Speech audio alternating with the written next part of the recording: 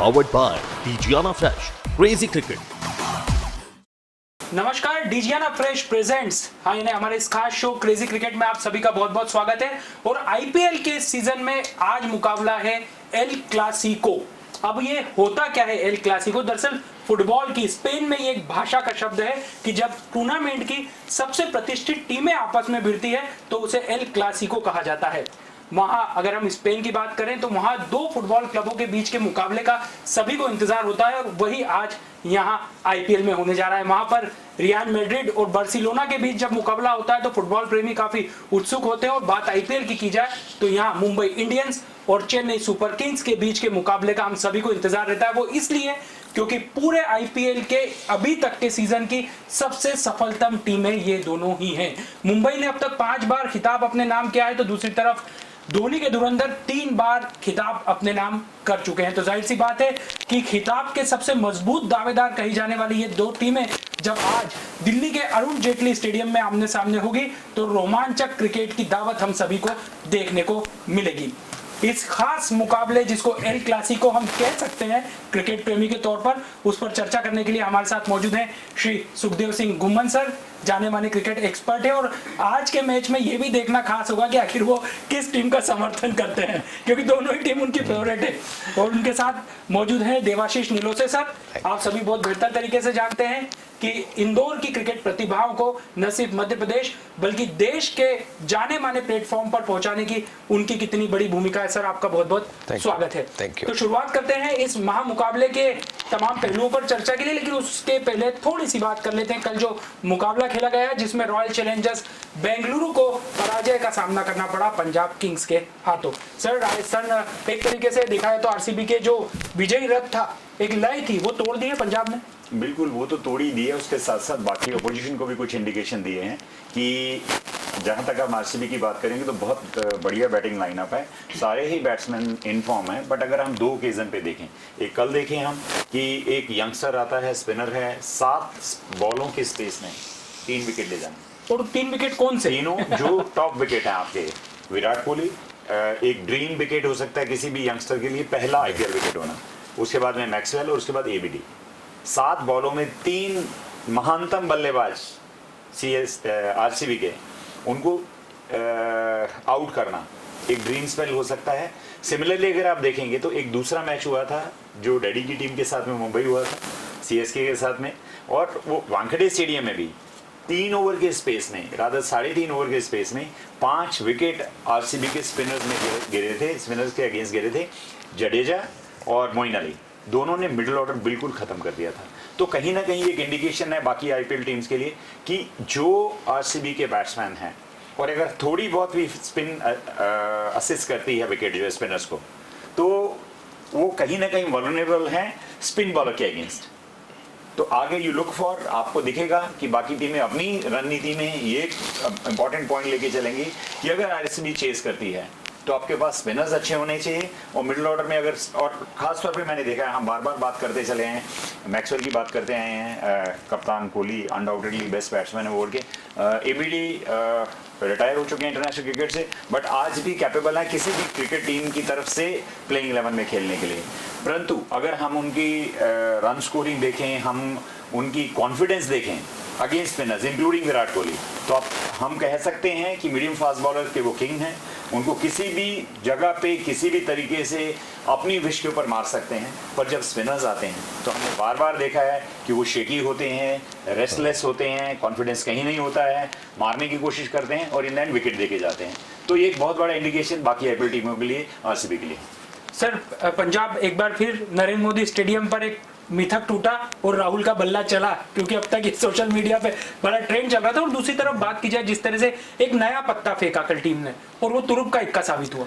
बिल्कुल सही है। देखिए आपको निरंतर चेंज करने होंगे कि आपको जहाँ क्या होता है ना, एक टाइप चीज़ें नहीं होंगी। जैसे जो गलती बेंगलुरु ने की वो मैं आपको और डिस्कस करेंगे, लेकिन जो निश्चित तौर पे जैसा हम बात कर रहे थे कि पंजाब को हम लाइटली नहीं ले सकते। मैंने कल भी आपसे बोला था कि राहुल और गेल अगर दोनों बड़ा रन करते हैं और दोनों को रन करने होंगे और बड़ा रन करते हैं तभी बॉलर्स को एक स्पेस होती है जो फ्री होके अपना बॉल कर सकते हैं। कल हरप्रीत को देखिए बैटिंग में भी उसने जो स्पार्क दिखाया, फिर फील्डिंग में, और उसके बाद जब बॉलिंग करने आए तो हम यही अभी बात कर रहे थे सुखदेव भाई और मैं कि सिर्फ एक बॉल अगर जिसपे सेकंड या थर्ड बॉल था जिसपे स्टेप आउट होके विराट कोहली ने 6 मारा है, उसके बाद कहीं भी आपको एक भी बॉल खराब नहीं देखने को मिला। मेडिन फेंका सर, मेडिन भी फेंका, और उसके बाद क्या कॉन्फिडेंस लेवल था। तो जैसे अब आप 3 बड़े प्लेयर को आउट करते हो तो निश्चित तौर पे एक बड़ा, और मुझे लगता है कि एक इंडियन क्रिकेट के लिए भी बहुत अच्छा है कि अगर ऐसा कोई प्लेयर मिलता है जिसमें ऐसा स्पार्क है तो बहुत अच्छी बात है। देखिए हम यही बात कर रहे थे कि टाइप नहीं होना चाहिए।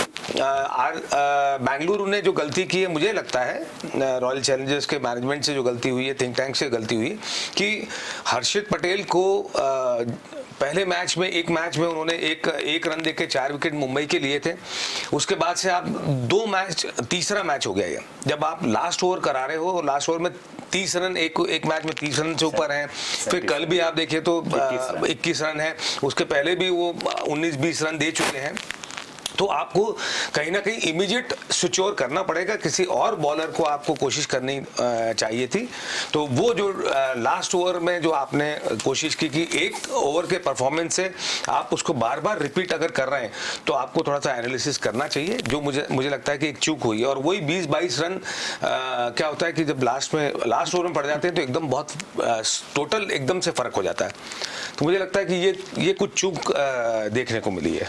तो कहीं ना कहीं रॉयल चैलेंजर्स बेंगलुरु जो अब तक बहुत अच्छा प्रदर्शन करते आई थी, कल कई खामियां उनकी उजागर हुई और उसी का फायदा पंजाब किंग्स ने उठाया। लेकिन हम उम्मीद करते हैं कि एक जीत के बाद जिस तरीके से फिर पंजाब किंग्स लचर प्रदर्शन करती है उसे नहीं दोहराएगी, और अगर बेहतर प्रदर्शन करके आगे बढ़ेगी तो यकीन मानिए अंक तालिका में भी जो शानदार मुकाबला है वो और कड़ा, रोचक और बहुत शानदार हम सभी के सामने होगा। अब बात करते हैं आज के हमारे खास एल क्लासिको मुकाबले की।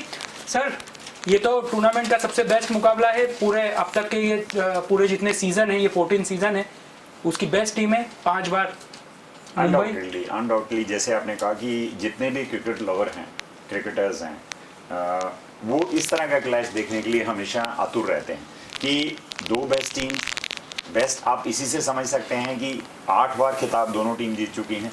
मुंबई की बात करें तो लगातार 2 बार जीत चुकी है, थर्ड टाइम अभी हम एक्सपेक्ट कर रहे थे वो जीतेंगे। उससे पहले चैंपियंस जो थे सीएसके चैंपियन था, तो और जब मुंबई लास्ट टाइम भी जीती तो ये दोनों ही फाइनलिस्ट थे। लास्ट बॉल के ऊपर डिसीजन आया, 1 रन से सीएसके हारी। तो आप समझ सकते हैं कि किस तरह का कॉन्टेस्ट, क्रिकेटिंग कॉन्टेस्ट इन दोनों के बीच में है। और जहाँ तक हम फॉर्म की बात करें तो सीएसके 5 मैच लगातार जीत चुकी है, पहला मैच उन्होंने हारा था, और जिस तरीके से उनके ओपनिंग बैट्समैन बैटिंग कर रहे हैं, डेथ ओवर में उनके जो बैट्समैन हैं वो 13 साढ़े 13 रन के हिसाब एवरेज से बना रहे हैं। आप बॉलर्स की बात करें तो प्लेऑफ्स में सबसे ज़्यादा विकेट उन्होंने लिए हैं। इस सीज़न में जो कुछ वो कर रहे हैं यही सारा काम मुंबई ने पिछले सीज़न में किया था। एग्जैक्टली मुंबई जो कर रहा था इस बार सीएसके करके उनको दिखा रही है। जहाँ तक हम मुंबई की बात करेंगे तो मुंबई ने ये अपना चैंपियनशिप डिफेंडिंग जो सीजन चालू किया, टाइटल डिफेंडिंग जो कर किया, वो बहुत ही इनकंसिस्टेंट रहा है। हम बार बार कहते आए हैं कि चेन्नई की स्लो स्लगिश विकेट के ऊपर उनके हार्ड हिटिंग बैट्समैन जो हैं, ईशान किशन की बात करिए आप, एक इनिंग को छोड़ दीजिए कोई ज़्यादा स्कोर नहीं कर पाए। कैरन पॉलर्ड की बात करिए तो एक ही नहीं खेली, बाकी कुछ नहीं कर पाए। हार्दिक पांड्या की बात करिए तो कुछ भी नहीं कर पाए हैं। कुणाल पांड्या की बात करिए तो थोड़ा बहुत कुछ कर पाए। बट मुझे लगता है कि अब जो विकेट्स अब मिली हैं, अब जो दिल्ली में खेल रहे हैं, दिल्ली में विकेट जो है बैटिंग फ्रेंडली है। तो पिछला मैच जैसे राजस्थान रॉयल के अगेंस्ट उन्होंने खेला तो उन्होंने कुछ ग्लिम्पसेस दिए कि टीम जो है वापस कम बैक कर रही है फॉर्म में। और इनके साथ साथ अगर हम बॉलिंग पे बात करें मुंबई की, राहुल चाहर अच्छा कर रहे हैं, कुणाल पांड्या ने ठीक ठीक किया है, जसप्रीत बुमराह डेफिनेटली वर्ल्ड के बेस्ट बॉलर हैं। जहाँ तक ट्रेंट बोल्ट की बात है, ट्रेंट बोल्ट ने हमेशा मुंबई को ब्रेक थ्रू इनिशियली दिलाए हैं कि उनकी लेफ्ट आर्म बॉल जो स्विंग कर दी है। नई बॉल स्विंग करती है, डेथ ओवर में वो यॉर्कर्स बहुत अच्छे मारते हैं। तो एक बहुत बड़ा उनका हाथ रहा है मुंबई ने जितने भी टाइटल जीते उसमें। बट अनफॉर्चुनेटली इस सीजन अगर हम देखेंगे तो ट्रेंट बोल्ट जो है कुछ खास सिग्निफिकेंस बॉल के साथ, ना तो नई बॉल के साथ और ना ही पुरानी बॉल के साथ कर पाए हैं। मुंबई कैप्टन उनसे कहीं ना कहीं ये उम्मीद रखेगा कि वो भी अपने लय में वापस आएंगे और फिर से कुछ ऐसा करेंगे कि जो सीएसके का जीत का रथ है, जो लगातार 5 मैच जीत सके हैं, आज वो उसको रोक पाए। तो क्या रथ रोक पाएंगे मुंबई के ये महान सितारे, क्योंकि सामने है इस बार धोनी के धुरंधर। लेकिन जरा आंकड़ों पर आप नजर डाल दीजिए तो बड़ा ही दिलचस्प यहाँ पर ये मुकाबला प्रतीत होता है, क्योंकि 2010, 2011 और उसके बाद 2018 चेन्नई सुपर किंग्स ने इन 3 साल खिताब अपने नाम किया है। और ये एकमात्र ऐसी टीम है जो 10 बार प्ले ऑफ में प्रवेश कर चुकी है और 8 बार टूर्नामेंट के फाइनल में प्रवेश कर चुकी है। तो उससे आप अंदाजा लगा सकते हैं कि धोनी की टीम इस पूरे आईपीएल फॉर्मेट में कितना ज्यादा ताकत अपने साथ लेकर चलती है। और दूसरी तरफ मुंबई की बात की जाए तो 2013, 2015, 2017, 2019, 2020 और अब बात है 2021 की, यानी हैट्रिक लगा सकती है। 5 बार पहले ही खिताब अपने नाम कर चुकी है। कुछ कहने की जरूरत ही नहीं लगती सर। देखिए बहुत एक जो बड़ा अच्छा कॉम्बिनेशन दोनों टीमों में आपको देखने को मिलता है कि जैसे सीएसके के मैनेजमेंट ने बोला है कि हमको धोनी पे हम पूरा भरोसा करते हैं, क्योंकि बहुत बड़ी चीज़ है कि 10 बार आप प्लेऑफ में आप क्वालिफाई कर रहे हैं, आप 8 बार फाइनल खेल रहे हैं, बहुत बड़ी चीज़ है। तो आपकी मैनेजमेंट ने धोनी माही पे भरोसा किया है कि उन्होंने ये भी बोला है कि हम इस साल फिर हम वापस धोनी के साथ जाएंगे और हमें पूरा फेथ है। वहीं जब से रोहित ने टीम को संभाला है, आप देखिए जब से रोहित ने टीम को संभाला तब से मुंबई इंडियंस एक ऑल टुगेदर बहुत डिफरेंट टीम बन गई है। तो दोनों जो कैप्टन हैं, थिंक टैंक्स हैं, जो बहुत अच्छा कर रहे हैं और दोनों ने फ्रंट से लीड किया हुआ है। और सीएसके को जो वापस एक लास्ट ईयर हमको एक ऐसा लग रहा था कि एक टीम बहुत निराश सी टीम है और वही टीम हमको बहुत बड़े प्लेयर्स की लग रही थी, बड़े इन द सेंस एज में बड़े हैं और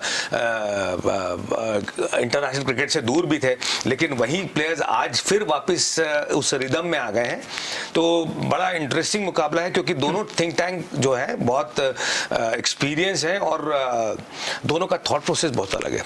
अगर आप टीमें जब और भी मैचेस देखते हैं और जिस तरह से ये टीमों को हैंडल करते हैं माही और रोहित, वो एक वाकई आपको हम T20 में ये सब चीज़ें नहीं देख पाते, लेकिन अगर आप कायदे से देखें तो आपको जो कैप्टनसी दोनों की देखने को मिलती है। और अगर बहुत माइन्यूटली आप चीज़ों को ऑब्जर्व करोगे तो आपको लगेगा कि जो चेंजेस वो करते हैं, क्योंकि इसमें है ना सोचने का मौका नहीं होता, बहुत इंस्टेंट काम होना चाहिए।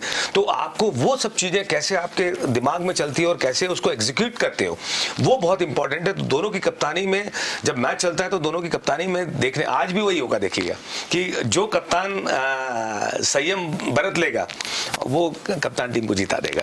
तो कप्तानों के बीच भी आज अग्नि परीक्षा, लेकिन दोनों ही टीम की जवाबदारी अगर होगी तो वो भी सलामी बल्लेबाजों पर, जो दोनों ही टीम के इन फॉर्म दिखाई दे रहे हैं। एक तरफ सीएसके में ऋतुराज गायकवाड़ और फाफ डुप्लेसिस अच्छी बल्लेबाजी करके टीम का नेतृत्व कर रहे हैं शुरुआती दौर से, तो दूसरी तरफ हिटमैन और उनके साथ है डी रॉक। सर देखिए, दोनों ही ओपनिंग प्लेयर जो हैं वो बहुत एस्टैब्लिश्ड हैं, प्रूवन हैं और पास्ट में आईपीएल में उन्होंने बहुत अच्छे पार्टनरशिप्स करी हैं। बट अगर आज हम बात करें इस सीज़न की, इस आईपीएल के सीज़न की, तो डेफिनेटली हम कहेंगे कि आज पलड़ा जो सीएसके का भारी है। ऋतुराज गायकवाड़ ने 3-4 इनिंग अच्छी खेली हैं, फाफ डुप्लेसिस बहुत बढ़िया खेल रहे हैं, कॉन्फिडेंस में है, टीम जीत रही है। सबसे बड़ा ये है कि जब आपकी टीम जीतती है तो आप पॉजिटिव माइंडसेट के हैं, मोमेंटम आपके साथ है। आप जब अच्छी इनिंग खेल के आते हैं तो अगली बार आप कॉन्फिडेंट रहते हैं, आपको आपके रन पीछे रहते हैं कि मैं इतने रन कर आया हूँ। और क्रिकेट माइंडसेट का गेम है, मैं बार बार कहता हूँ, आप पॉजिटिव माइंडसेट में होंगे तो और अच्छा खेलेंगे, नेगेटिव होंगे तो उससे बाहर आने में आपको जूझना पड़ता है। जहाँ तक हम कप्तानों की बात कर रहे थे, तो कप्तानों में मैं ऐसा कहूँगा कि 2 कप्तान हैं, दोनों ही बहुत एक्सपीरियंस हैं। रोहित अभी भी हमारे लिए खेल रहे हैं, ऑल्दो वो वाइस कैप्टन है इंडियन टीम के, कैप्टन नहीं है। बट बहुत बार हमने देखा है कि कप्तानी वही निभाते हैं जब विराट कोहली फील्ड से बाहर जाते हैं या उनको कभी भी हेल्प चाहिए होती है, तो एक बहुत बड़ा सपोर्ट होते हैं। वो उनके साथ में डिसीजन लेते हैं। जहाँ तक धोनी की बात करेंगे तो उनको कहने की कोई ज़रूरत नहीं, हम अभी तक देखते चले हैं कि इंडियन क्रिकेट के लिए उन्होंने अंडर कैप्टेंसी में हमने क्या क्या किया है। उसके बाद आईपीएल में अगर हम देखेंगे, हम बार बार देखते हैं, कितनी बार हमने देखा कि वो कीपिंग करते करते बॉलर को कुछ इंस्ट्रक्शन देते हैं और उसी ओवर में या आपको नेक्स्ट ओवर में या एक दो बॉल में आपको उसका रिजल्ट नज़र आता है। तो ये बताता है कि कप्तान क्या सोच कितनी अच्छी है, वो अपने डिसीजन कितना क्विक लेते हैं। हम दोनों को कंपैरिजन अगर करेंगे, दोनों बैट्समैन हैं, तो बैट्समैन में रोहित शर्मा को डेफिनेटली आज एडवांटेज है, एज है कि वो बेटर बैट्समैन है as compare to Dhoni today. पहले धोनी एक फिनिशर थे, अनफॉर्चुनेटली पिछली 2 सीरीज़ में देखें तो स्ट्राइक रेट बहुत कम है, बैटिंग में कुछ कॉन्फिडेंस ज़्यादा नहीं दिखा पाए हैं। वहीं अगर हम कैप्टनसी की बात करेंगे तो मैं कहूँगा कि रोहित से एमएसडी बहुत अच्छे कैप्टन हैं। उनकी सोच, उनकी विकेट को रीड करना, उनके प्लेयर्स को यूज़ करना, किस समय पे कौन बॉलर आना चाहिए, किसको as a pinch hitter use करना है, they have been all remarkable. तो दोनों ही कैप्टन जो हैं बहुत स्ट्रॉन्ग टीम को लीड कर रहे हैं। एक अच्छी बड़ी टीम को, एक्सपीरियंस प्लेयर को लीड करना अपने आप में एक चैलेंज है कि इतने दिमाग, इतने लेवल के खेले हुए, उनका अपना एटीट्यूड, उनका अपना ईगो, उनका अपना परफॉर्मेंस, उनका अपना टैग, उन सबको हैंडल करना और उनमें से बेस्ट निकालना अपने आप में बहुत मुश्किल काम है। देवाशीष सर, लेकिन यहाँ पर मिडिल ऑर्डर की बात की जाए तो लगभग दोनों ही टीम के पास बहुत क्षमतावान खिलाड़ी हैं। सुरेश रैना, अंबाती रायडू, रविंद्र जडेजा, महेंद्र सिंह धोनी, और उसके बाद कहीं ना कहीं नंबर आता है सैम करन और शार्दुल ठाकुर का। तो दूसरी तरफ बात की जाए केविन पोलार्ड, पंड्या ब्रदर्स, ये सब फॉर्म में चल रहे थे। ये मिडिल ऑर्डर के बीच का जो एक शक्तिशाली पूरा दिखाई देता है खांचा, वहाँ आपको कौन सी टीम ज़्यादा यहाँ पर आपको एडवांटेज लेती दिखाई दे रही है? देखिए यहाँ पे सीएसके को का जडेजा का फॉर्म में आना है ना, वो एक ऐसा प्लेयर है कि वो टीम पूरा गेम चेंज कर सकता है। और फॉर्म में भी ऐसा है कि बड़े स्कोर करके और क्राइसिस में आप मैच जिता रहे हो। तो मुझे लगता है सीएसके को एक एडिशनल एडवांटेज जडेजा का जो फॉर्म में आना है वो बहुत ज़रूरी था टीम के लिए और टीम को मॉरल बूस्ट करने के लिए। तो मुझे लगता है एक एडेड एडवांटेज मिलेगा। लेकिन वहीं पे अगर ये कॉम्बिनेशन हम तीनों चारों का जो हम कॉम्बिनेशन मुंबई में देखते हैं कि हार्दिक पांड्या हैं, कुणाल पांड्या हैं, केविन पोलार्ड हैं, तीनों में से मुझे ये 2 जो बैट्समैन हैं अनफॉर्चुनेटली बहुत कंसिस्टेंटली नहीं कर पाए, लेकिन ये तीनों में से ये जो 2 हैं ये मादा रखते हैं किसी भी मैच को चेंज करने का। कहीं भी कितने भी रन का एवरेज को अगर टारगेट है तो उसको अचीव किया जा सकता है। तो बड़ा इंटरेस्टिंग मुकाबला है। मतलब अगर आप हर एस्पेक्ट को कंपैरिजन में अगर आप लाएंगे तो बॉलिंग में भी देखिए तो जिस तरह से बोल्ट और बुमराह के लिए तो कुछ कहने की जरूरत ही नहीं है। लास्ट मैच में कर्टल नाइल को जो लेके आए वो एक अच्छा डिसीजन है इनका, उससे बहुत फर्क पड़ेगा। और राहुल चाहर बहुत अच्छा कर रहे हैं। वहीं पे दीपक और शार्दुल ने बहुत अच्छा, देखिए हम पहले मैच में हमने बात की थी कि जो लय नहीं थी, लेकिन अब दीपक में एक वो लय दिख रही है आपको, और जडेजा बहुत अच्छा बॉल डाल रहे हैं। तो मुझे लगता है कि दोनों बैलेंस है। और जो भी एक देखिए क्या होता है कि T20 में हम कुछ भी पहले से हम वो नहीं कर सकते कि क्या होगा।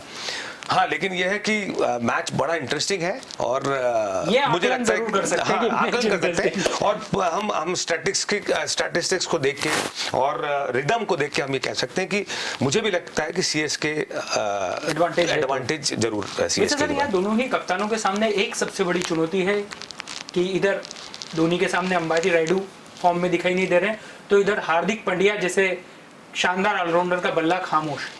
बिल्कुल ठीक बात है। देखिए दोनों ही अंबाती रायडू को हम देखेंगे तो बहुत सीनियर क्रिकेटर हैं। मैंने पिछली बार भी कहा था कि अगर हम उनका इंटरनेशनल कैरियर भी देखें, उनके डोमेस्टिक कैरियर देखें, तो डोमेस्टिक में उन्होंने बहुत ज़्यादा रन बनाए, इंटरनेशनल में वो कुछ जस्टिस नहीं कर पाए उनके टैलेंट के हिसाब से। और अभी तक अगर हम देखेंगे तो चेन्नई ने जितना भी अच्छा किया उसमें बहुत बड़ा हाथ जो था अंबाती रायडू का था। अनफॉर्चुनेटली वो इस सीज़न में नहीं कर पाए हैं। और जहाँ तक मैं एमएसडी को एज ए कैप्टन अभी तक फॉलो करते हुए देख चुका हूँ या समझ चुका हूँ, वो अपना विनिंग कॉम्बिनेशन चेंज नहीं करते हैं। आपकी टीम अगर जीत रही है, आपके पास में 6 बल्लेबाज हैं, उनमें से 5 परफॉर्म कर रहे हैं, 1 नहीं कर रहा है, तो वो चलता है। किसी भी एक बल्लेबाज का ऑफ डे हो सकता है। और कहीं ना कहीं अब हम जो है लगभग मिडिल ऑफ टूर्नामेंट पहुँच चुके हैं। अब हाई टाइम आ चुका है जहां टीम को अपने बेस्ट परफॉर्मेंस को रखना होगा, क्योंकि हर एक टीम जो है वो अब फॉर्म में आ चुकी है, अपना विनिंग कॉम्बिनेशन ढूंढ चुकी है। विकेट जो है कंपैरेटिवली थोड़ी अब स्पिन को असिस्ट करने लग गई है। जब विकेट नहीं होती है तो तब आपके स्पिनर्स को असिस्टेंस नहीं मिलता है। तो जो कॉम्बिनेशन जो टीम कॉम्बिनेशन अच्छी होंगी वो कॉम्बिनेशन दूसरों को मुश्किल पैदा करेंगी। जहाँ तक हम मुंबई की बात करेंगे तो मुंबई के लिए सिर्फ हार्दिक पांड्या एक कंसर्न नहीं है। जैसे मैंने बोला ईशान किशन, पिछले सीज़न में अगर आप देखेंगे जब से वो आए हैं फ्लॉलेस बैटिंग करी है उन्होंने। हर मैच में 40-50 रन किए हैं, 60 रन किए हैं। एक बैट्समैन 40-50-60 रन करने वाला आपका खामोश है, कुछ नहीं कर पा रहा है। आप कैरन पॉलर्ड की बात करेंगे तो वो इतने एफर्टलेस हिटर हैं। हमने देखा कि वो जब मारते हैं उनका हिटिंग स्टाइल जो है ऐसा है कि लंबी लंबी बाउंड्री वो ऊंची शॉट मारते हैं। हमने देखा है नॉर्मली बैट्समैन जो है फ्लैट शॉट मारते हैं, फ्लैट सिक्स जाता है जिसमें आपको एलिवेशन नहीं मिलता और लेंथ होती है, आपको डिस्टेंस जितना कवर करना उतना डिस्टेंस कवर नहीं होता। वही एक बैट्समैन जो उसको एरियल ज़्यादा ऊंचा मारता है तो जैसे ही बॉल ऊपर जाती है और ऐसे डिसेंड करती है तो आपको उतना डिस्टेंस ज़्यादा मिलता है। उनके सिक्सेस बहुत लंबे होते हैं, एफर्ट सेट हिटिंग करते हैं। लगभग हमेशा वो अपनी टीम के लिए मैच विनर रहे हैं। कुणाल पंड्या की बात करें तो ऐसे ही 4 प्लेयर हैं और एक ट्रेंट बोल्ट की हमने बात की है। मुंबई के लिए इन 5 को एड्रेस करना बहुत ज़रूरी है और मुझे लगता है कि इतनी बड़ी टीम जो 5 खिताब जीत चुकी है, डिफेंडिंग चैंपियन है, उनकी फ्रेंचाइजी उनके ऊपर बहुत भरोसा करती है और उनको हर चीज़ देती है जो प्लेयर के एक्सपेक्ट कर सकता है। तो कहीं ना कहीं प्लेयर का भी दायित्व होता है, रिस्पॉन्सिबिलिटी होती है कि अगर मेरी फ्रेंचाइजी में जो इतना कुछ देती है तो मुझे उसको एक चैंपियनशिप जिताना है। उससे सिर्फ उसकी फ्रेंचाइजी यही एक्सपेक्ट करती है कि आप बेस्ट क्रिकेट खेलिए, आप मुझे हर बार चैंपियनशिप जिताइए। तो कहीं ना कहीं मुंबई प्लेयर्स जो हैं उसमें सोच रहे होंगे और मुझे लगता है कि अभी चेंज जो विकेट की कंडीशन चेंज हुई हैं कि यहाँ पे बैटिंग फ्रेंडली विकेट्स हैं, इनके कारण से मुंबई आपको बहुत बड़ा पलटवार करने की स्थिति में दिखेगी। और अदर मैं कहूँगा कि ये कोई बड़ी बात नहीं होगी कि आज सीएसके के विजय रथ को मुंबई रोककर उनको पिछाड़ दे। तो ये भी एक संभावना यहाँ पर दिखाई दे रही है क्योंकि दिल्ली का विकेट वैसे भी बल्लेबाजों के लिए मुफीद रहा है और अब तक जो 2 मुकाबले हुए हैं उसमें चारों पारियों में 170 से अधिक रन बने। तो उससे हम समझ सकते हैं कि गेंदबाजों को यहाँ कितना ज़्यादा बल्लेबाजों को रोकने के लिए संघर्ष करना पड़ेगा।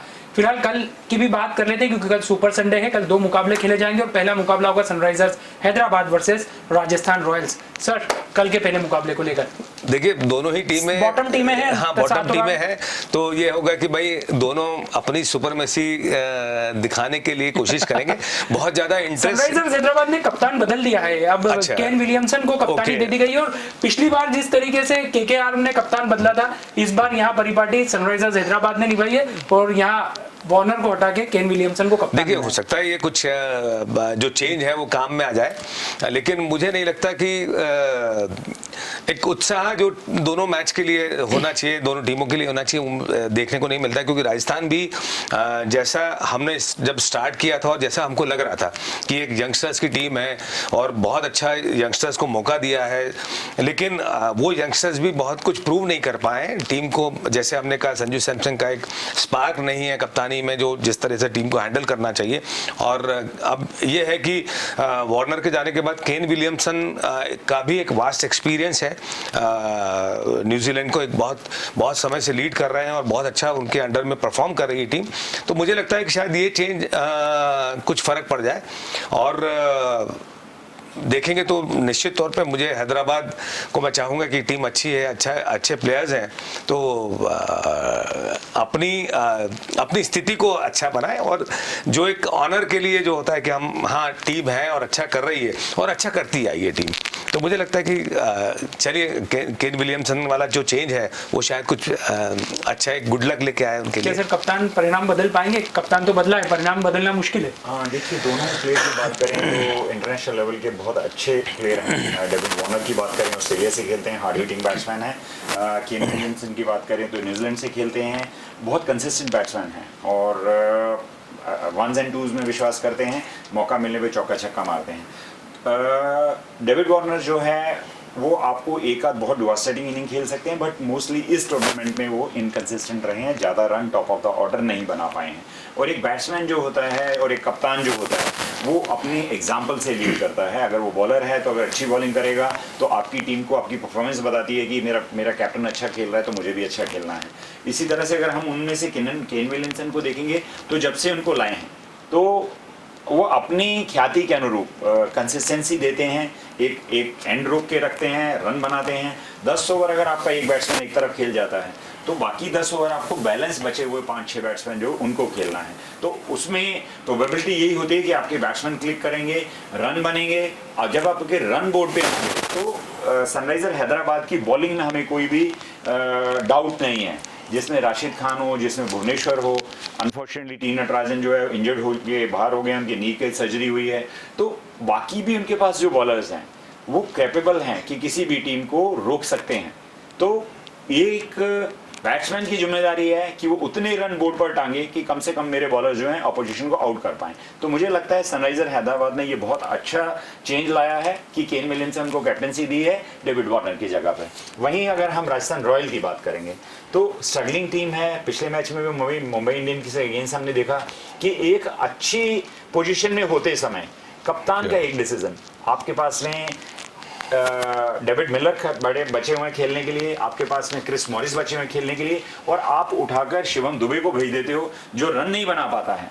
और रन नहीं बनाने के कारण से लास्ट के ओवर में आपके जो बाकी बचे हुए बैट्समैन हैं उनके ऊपर इतना बड़ा प्रेशर होता है कि आप रन नहीं कर पाए, विकेट आपके पास हाथ में रखें, आप वहां पे भी रन नहीं कर पाए। मुझे लगता है पिछले मैच में सिर्फ इस पर्टिकुलर एक इनडिसीजन कहना चाहिए, गलती कहना चाहिए कि एक अच्छे बैट्समैन को जो अच्छी बैटिंग विकेट पर खेल सकता है, इन फॉर्म है, उसको ना भेजते हुए आपने कोई बैटिंग क्रम नहीं तोड़ा। आपने ये नहीं सोचा कि इसकी जगह मैं इसको भेजूंगा तो क्या होगा। बैटिंग अच्छा चल रहा है, अच्छे स्कोर कर रहे हैं आप, आपको जहां पे स्ट्राइक रेट बढ़ाना चाहिए, आपके पास अच्छे इंटरनेशनल बैट्समैन पड़े, उनको ना खिला के आप शिवम दुबे को इतनी देर परसिस्ट किया। और मुंबई ने बहुत टैक्टिकली गेम खेला कि शिवम दुबे को आउट नहीं किया और उनको उतनी देर और एक्सेस बॉलें खिलाई जो कहीं ना कहीं 25-30 रन कम बने और वो बिग लॉस था। तो राजस्थान रॉयल में मैं देवाशीष से सहमत हूँ कि संजू सैमसन जो है वो एक परिपक्व कैप्टन नहीं है, उनमें वो फायर पावर नहीं है, उनमें वो जस्ट नहीं है, उनमें एंथुसियाज्म नहीं है। हमने देखा वो बहुत कूल पीछे रहते हैं। एज ए कैप्टन आपको अपनी टीम को, जब आप विकेट कीपर हैं तो उसको बैकअप करना होता है, उनको बूस्ट करना होता है, उनको बोलना होता है, आपको अपनी परफॉर्मेंस देनी होती है। ना तो वो खुद परफॉर्मेंस दे पा रहे हैं 100 के बिना, और ना ही अपनी टीम को मोटिवेट कर पा रहे हैं। तो जबकि उनके पास अच्छे प्लेयर है, मुझे लगता है कहीं ना कहीं राजस्थान की फ्रेंचाइजी को भी इसके ऊपर इस तरह का डिसीजन लेना होगा ताकि उनकी प्लेयर्स में से और ऑप्टिमम परफॉर्मेंस जो है वो ड्राइव की जा सके। देखिए, इसी में मैं ऐड करना चाहूँगा कि हम देखेंगे तो उन्होंने जैसे एक रन मॉरिस का जो एक सिंगल नहीं लेते हुए उन्होंने मॉरिस को स्ट्राइक नहीं दिया, हो सकता था वो 4 रन मॉरिस ने नेक्स्ट मैच में मैच जिताया है ना। तो आप 2 बॉल है और वो आप अचीव नहीं कर पाए, तो मुझे लगता है कि जब आप अपने किसी प्लेयर पे फेथ ही नहीं कर पा रहे हैं तो वहां पे एक टीम का मॉरल वैसे ही डाउन हो जाता है। फिर जो कल की चीज है, आपने पराग को भी कल बैटिंग पे पहले आने दिया। ये दोनों मिलर और आपके जो मेन बैट्समैन है और अच्छा जो मैच विनर है आपका, तो कहीं ना कहीं ये मैच्योरिटी लेवल दर्शाता है कि किसी भी कैप्टन का किस तरह का मैच्योरिटी लेवल होना चाहिए। देखिए, जब आप T20 खेलते हैं तो गैम्बल तो खेलना पड़ेगा आपको।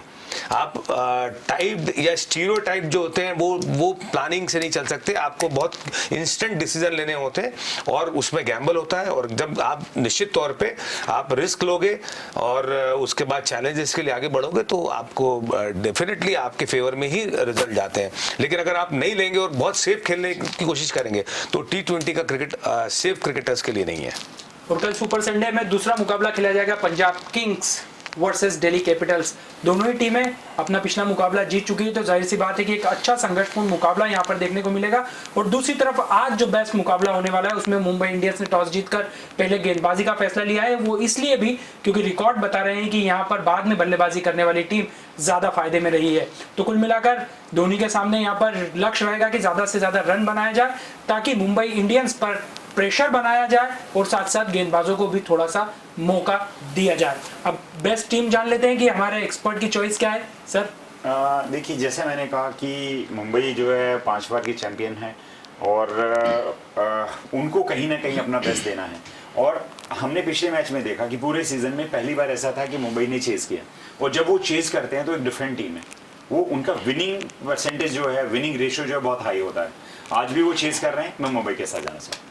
सर देखिए टी शर्ट के अंदर का दिल। हाँ, नहीं सीएसके देखिए क्या हो गया अब ये जैसे ये जो मैचेस हमने देखे हैं ना, और क्या हुआ कि निश्चित तौर पे बल्लेबाजों का और गेंदबाजों का मुकाबला है। जो इनको सीएसके को एक बैटिंग का रिदम मिल गया है, तो मुझे लगा है कि इंटरेस्टिंग होगा कि बुमराह को, बोल्ट को, नाइल को खेलना, चहर को खेलना, लेकिन जिस तरह से बैटिंग का एक रिदम आया है और सारे बैट्समैन क्लिक कर रहे हैं, तो मुझे लगता है और यहीं पे जो इनकंसिस्टेंसी मुंबई के बैट्समैन में दिख रही है, तो वो एक एडवांटेज मुझे लगता है सीएसके को रहेगा, और मैं निश्चित तौर पे आज सीएसके के साथ जाना चाहूंगा।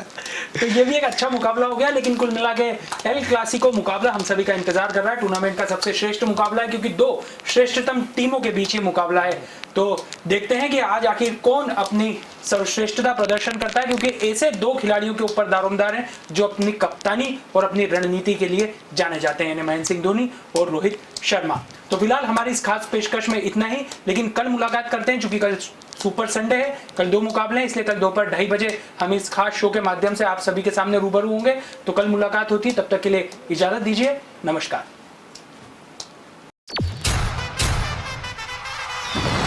Powered by Vigiana Fresh, Crazy Cricket.